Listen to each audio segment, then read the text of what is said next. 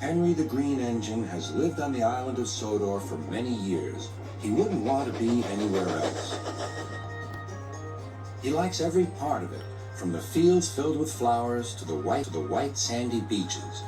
But there is one place Henry always enjoyed visiting more than any other. His driver knew this too. "Come on, Henry," he would sometimes say. "We've made good time today. We'll stop for a while by the forest." Henry loved it here. The forest was full of broad oaks and tall pines.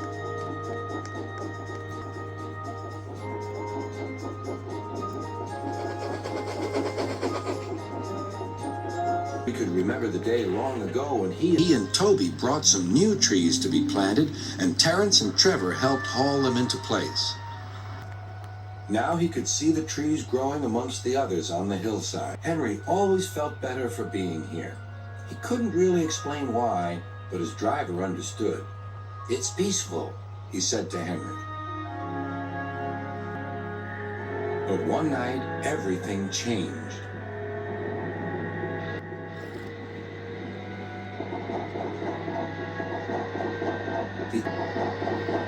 The engines were resting in the shed. "Listen," said Thomas. "Can you hear a strange whistling sound?" "It's the wind blowing outside our shed," replied Toby. "But I've never heard it like this before." "Do you know," added James, "if Gordon wasn't here now, I'd say it was him thundering by with the express." All the engines laughed, except Henry. "I hope the wind won't harm the forest." By morning, the fierce winds had gone, but the damage was done. Henry's driver came to see him in the yard. "Trees have fallen on the line," he said. "We must help clear the tracks." Donald set off with the breakdown train, and Henry followed. Trees lay everywhere. The hillside now looked so bare. Henry felt sad. What will happen to all the animals who live here, he thought.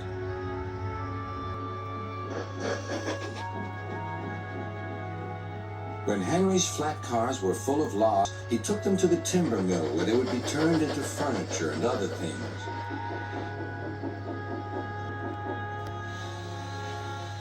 Henry was glad the wood was being put to good use, but he was still sorry to lose part of his forest.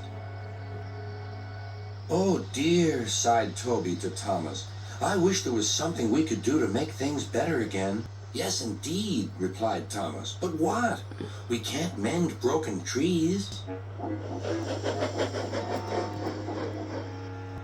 "Hello, Toby," said Sir Topham Hatt. "You do look glum." "I'm sad about the trees," said Toby.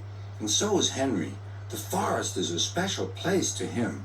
Now some of it is gone." "We'll soon put that right," replied Sir Topham Hatt.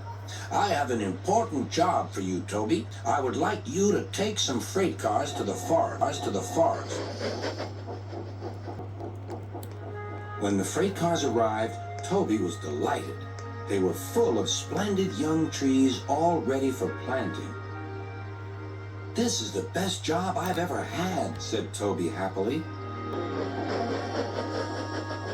When Henry returned, he was most surprised.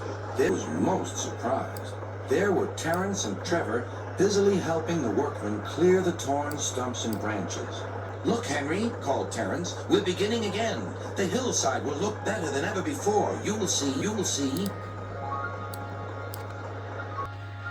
Now, whenever Henry stops by the forest, he can see the new trees growing strong and tall.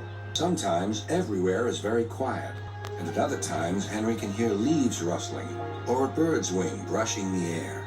Often he can hear the distant sound of children laughing, and always he is happy here.